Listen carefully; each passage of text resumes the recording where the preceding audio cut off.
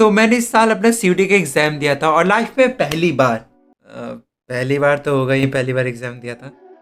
खैर, पहली बार मुझे 235 आउट ऑफ 250 यानी कि मेरे सिर्फ 3 क्वेश्चन गलत हुए थे 50 क्वेश्चन में से। अच्छा जी।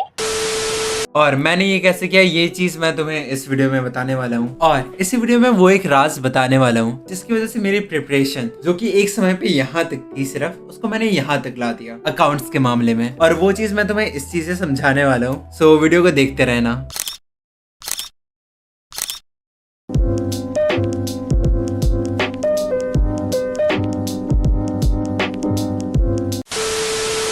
सबसे पहली बात कि ये पहली बार हुआ था जब सीयूटी का एग्जाम इतना ज्यादा बढ़ चुका था। पूरे मई के महीने में और जून के महीने में चल रहा था ये एग्जाम। और मेरा एग्जाम था पहले दिन, यानी 13 मई को। और उस दिन एनटी का ये सीन हुआ था कि पहले उन्होंने ऑप्शन दे रखा था, या तो तुम यूनिट 4 करो या फिर यूनिट 5 करो, या तो तुम कैश फ्लो वाली बुक करो या फिर तुम कंप्यूटराइज अकाउंटिंग वाला बुक करो। हमारे केस में था कि ऑप्शन दिया ही नहीं, और फिर वहीं पे मैं गलत हुआ। खैर, इन सब चीजों को साइड रखते हैं। सबसे पहली बात, अकाउंट्स एक ऐसा सब्जेक्ट है जो कि सही में प्रैक्टिस मांगता है, हद पार प्रैक्टिस मांगता है। तो ये चीज तुम अपने मन में बैठा लो कि तुम्हें न्यूमेरिकल्स की प्रैक्टिस करते रहना है, चाहे वो स्टार्टिंग के चैप्टर्स हो, चाहे वो शेयर्स हो, चाहे वो गेनिंग या फिर सैक्रिफाइसिंग रेशियो, या फिर वो कुछ भी हो। तुम्हें डेली कुछ न्यूमेरिकल्स की प्रैक्टिस करते रहना पड़ेगा। क्या मैंने कोई बुक पढ़ी थी? हाँ, लेकिन सिर्फ 12th के लिए पढ़ा था, केएस ग्रेवाल का, जो कि हमारे स्कूल में चल रहा था। मैंने सिर्फ वही बुक पढ़ा था और उसके बाद फिर मैंने कोई भी बुक नहीं पढ़ा। मैंने सोली यूट्यूब हो गया या फिर एक बैच मैंने ले रखा था, उसमें मुझे डीपीपी और हर चीज मिल जाता। बस वहाँ पे जितने सारे क्वेश्चन आते थे मैं उन्हें लगाता था एंड उससे मेरी अच्छी खासी प्रैक्टिस हो चुकी थी। लेकिन एक चीज हमेशा मन में याद रखना, जब तुम प्रैक्टिस कर रहे हो तो उस समय तुम्हें स्पीड की तरफ पहली बार में तो नहीं भाग। हाँ, ये चीज है कि स्पीड बहुत ज्यादा मैटर करता है, लेकिन क्या फायदा उस स्पीड का जब तुम्हारे आंसर ही गलत आ रहे हैं। कोशिश तुम्हें पहले ये करना है कि तुम पहले उस क्वेश्चन का जो आंसर है उसे सही निकालने की कोशिश करो, चाहे वो 1 मिनट ले, चाहे वो 2 मिनट ले, चाहे वो 5 मिनट। मान लो कि वो क्वेश्चन पहली बार में 5 मिनट ले रहा है, अगली बार में सेम क्वेश्चन या फिर सेम टाइप का क्वेश्चन 5 की जगह 4 मिनट ले, 4 की जगह 3.5 हो जाए, और ऐसे करते करते कम करते रहो। जितना कम हो जाए उतना बढ़िया है। और एट द एंड तुम्हें कुछ शॉर्ट ट्रिक्स भी समझना पड़ेगा। तुम बोर्ड्स की तरह अगर तुम पढ़ने लगे, हर एक क्वेश्चन को इतने लेंथी वे से सॉल्व करने लगे, तो तुम्हारा समय बर्बाद हो, हद पार बर्बाद होगा। बाद में तुम्हें शॉर्ट ट्रिक्स सीखना पड़ेगा कि आखिर calls in arrear, calls in advance, इन सब चीजों को आसानी से कैसे निकाल सकते, गेनिंग रेशियो, सैक्रिफाइसिंग रेशियो, इन सब चीजों का तुम्हें शॉर्टकट सीखना ही पड़ेगा ताकि तुम उस टाइम को बचा सको और उस बचे हुए टाइम को किसी लंबे वाले क्वेश्चन पे लगा सको।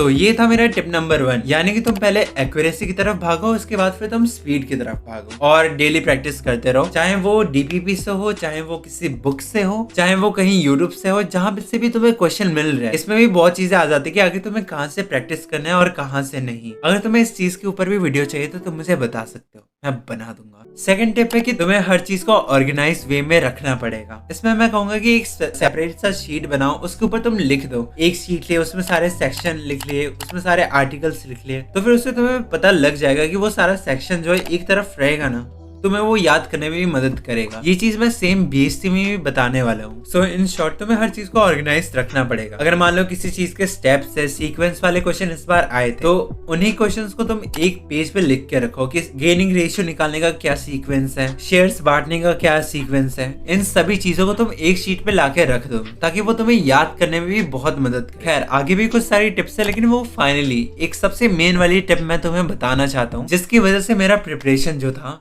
वो मान लो कि 0 से हीरो हो गया। और मान लो कि इसी चीज ने मुझे एक्स्ट्रा 20 से 25 मार्क्स दिला दिए थे। और इसके लिए तुम्हें एक प्यारा सा रजिस्टर लेना है, जिसमें तुम्हें ऐसे खोलना है, ठीक है? इसको तुम्हें नॉर्मली ऐसे खोलना है। 2000 years later. हाँ, ऐसे खोलना है तुम्हें, ठीक है? ये तुम्हें एक नॉर्मल सा अरे कहना क्या चाहते हो? ये तुम्हें एक नॉर्मल सा रजिस्टर दिख रहा होगा, लेकिन ये सबसे बड़ा जादू है। देखो, सब लोग कहते हैं कि तुम लोग हमारा मॉक टेस्ट लो और मॉक टेस्ट करो, एंड तुम्हें करना चाहिए। मॉक टेस्ट बनाओगे तभी तुम्हें पता लगेगा कि आखिर तुम कितने पानी में हो, और जब तक तुम्हें ये पता नहीं लगेगा तुम स्विमिंग नहीं सीख पाओगे। सॉरी, अबे साले।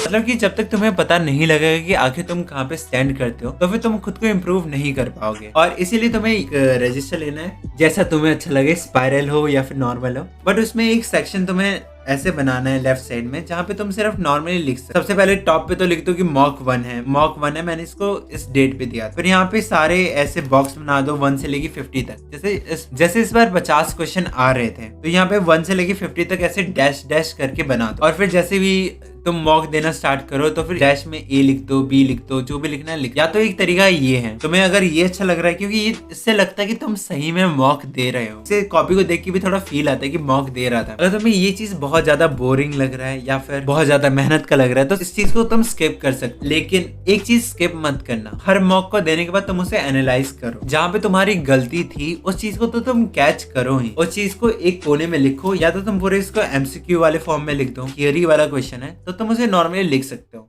और सिर्फ वो क्वेश्चन तुम्हें नहीं लिखना जिसमें तुम्हारी सिर्फ गलती थी, तुम्हें उस क्वेश्चन पे भी फोकस करना है जिन क्वेश्चन को जिनको अटेम्प्ट करते हुए तुम्हारा दिमाग काम नहीं कर रहा था। तुम्हारे मन में अगर आ रहा है कि इसका आंसर ये भी हो सकता है या फिर वो भी हो सकता है, तो उस क्वेश्चन को भी तुम लिख लो, एज अ एमसीक्यू बना के लिख लो या फिर नॉर्मली भी लिख सकते हो। तो हाँ, ये पूरा जो रजिस्टर है तुम्हारा ऐसे ही भर जाना चाहिए। मैं हमेशा 2 पेजेस लेता था क्योंकि हर मॉक में कुछ ना कुछ मुझे मिल ही जाता जो कि मुझे नहीं आता। और एट द एंड हर दिन तुम उस चीज को देखोगे क्या तुम्हें नहीं आता। उस न्यूमेरिकल को बनाने का तरीका तुम देखो, सीखो, और अगली बार जब भी सेम क्वेश्चन आए तो फिर तुम्हारा वो क्वेश्चन गलत नहीं होना चाहिए। और जब तुम मॉक में की हुई गलतियों को और उन डाउट वाले क्वेश्चन को रोज रिवाइज करोगे तब तुम देखोगे कि तुम्हारी प्रिपरेशन जो है वो यहाँ से यहाँ तक आ चुकी है ऑलरेडी। तुम्हारे दिमाग में बहुत सारे ट्रिकी क्वेश्चन बैठ चुके हैं जो कि तुम्हारे एग्जाम में दिखने वाले, लिटरली दिखने वाले हैं। तो हाँ, ये चीज करना तुम्हारे लिए बहुत ज्यादा ही मस्ट है और कर देना भाई। खैर, मैंने तुम्हें 3 सजेशन दे दिया है, बस एक आखिरी सजेशन जिसने मुझे डिस्ट्रैक्शन से बहुत दूर कर रखा था। खैर, ये अकाउंट से रिलेटेड नहीं है, बट बहुत सारे लोगों का होता है कि भाई डिस्ट्रैक्शन से मैं दूर कैसे रहूं। इसके लिए मैंने एक ऐप को यूज किया था जिसकी वजह से मैं इंस्टा हो गया, यूट्यूब हो गया, उसके ऊपर एक लिमिटेड टाइम तक सिर्फ यूज कर पाता था। यानी कि मैं उस ऐप की वजह से सिर्फ कुछ चीजों को एक्सेस कर पाता था और वो भी कुछ लिमिटेड टाइम के लिए। और इस चीज ने मुझे बहुत ज्यादा ही फोकस रखा। मैं इस चीज के बारे में एक सेपरेट से वीडियो बनाने वाला हूं। तुम इस चैनल को सब्सक्राइब कर लेना क्योंकि तुम्हें अगर अकाउंट से भी रिलेटेड बहुत सारी बातें करनी है तो मैं बता सकता हूँ। और आगे बाकी सारे सब्जेक्ट्स के ऊपर भी लिस्ट आने वाली है, जैसे फिजिकल एजुकेशन। भाई यूट्यूब पे किसी को नहीं पता, भाई यूट्यूब पे पूरा बवाल है फिजिकल एजुकेशन का, आखिर कहाँ से पढ़े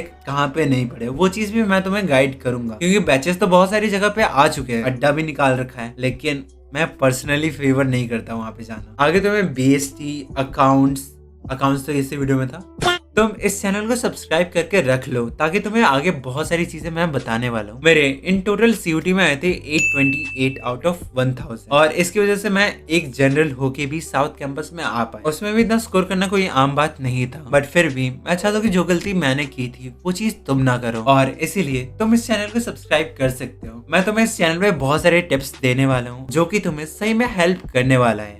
तो फिर चलो मिलते हैं नेक्स्ट वीडियो में, और नेक्स्ट वीडियो बताने की आखिर तुम्हें किस सब्जेक्ट पे चाहिए या फिर किस टॉपिक पे चाहिए। मिलते हैं नेक्स्ट वीडियो में, और तब तक के लिए सायोनारा।